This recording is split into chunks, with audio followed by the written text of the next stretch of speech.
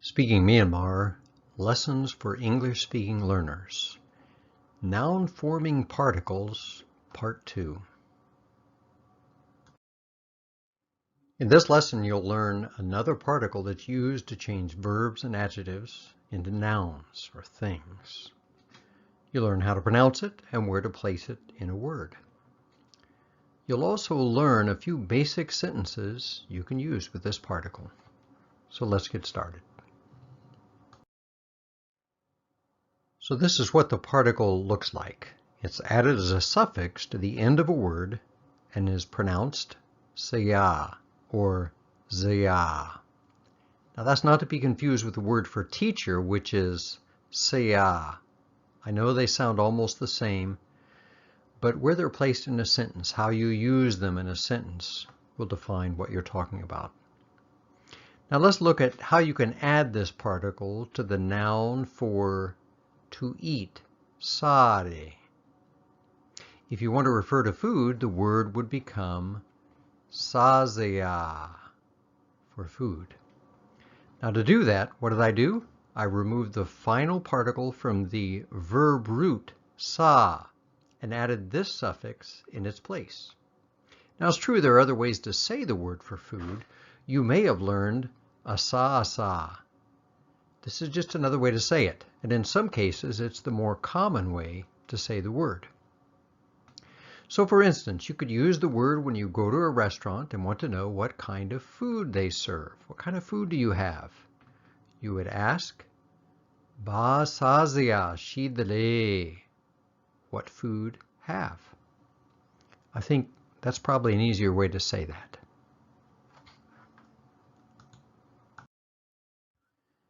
Well, as long as you're in the restaurant, you can use the same method to ask about what there is to drink. Now, the verb for to drink is taute, and that makes a drink tausia.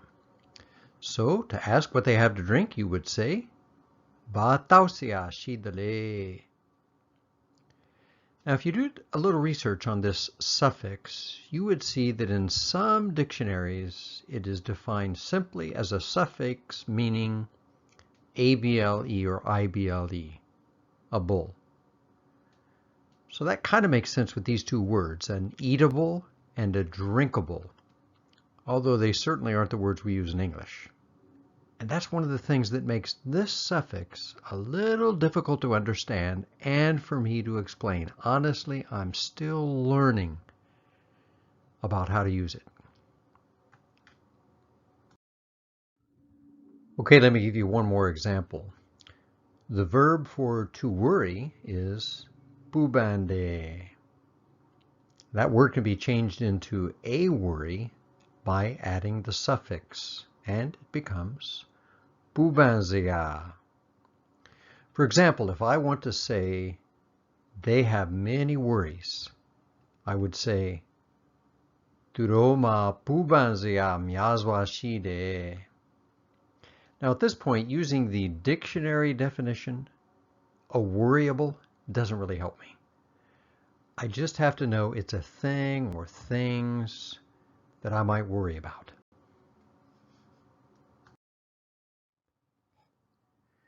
So here are some other examples of verbs or adjectives that can use this suffix. The word for ask is mere, to ask. So something you ask is a question, and it would be pronounced mezia. To be happy is piore.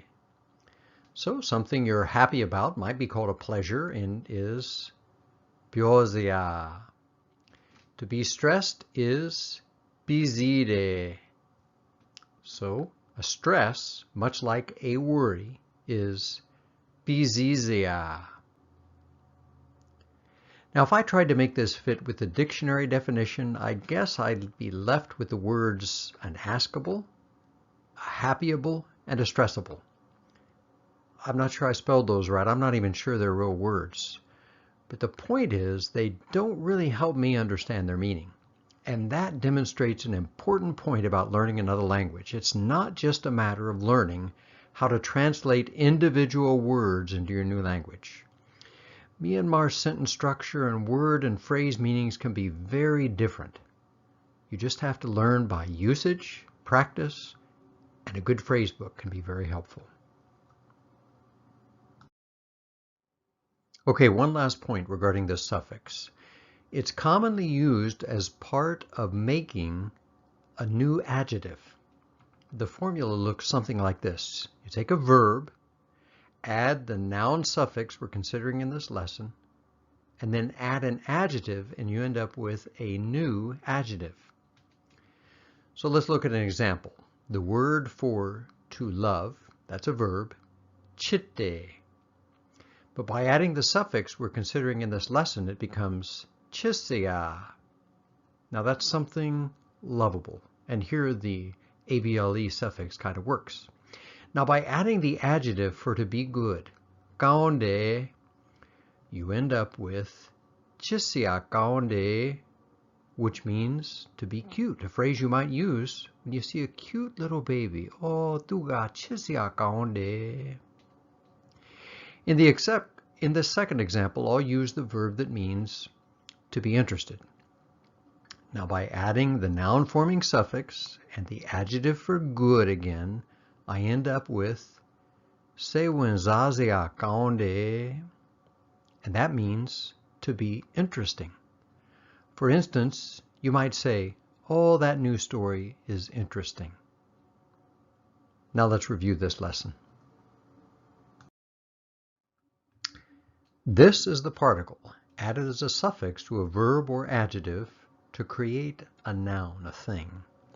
It's pronounced saya, or sometimes zaya, and it's placed at the end of the word. It's used extensively in everyday spoken as well as written Myanmar, but knowing where and how to use it is going to require some time and practice. And that finishes this lesson.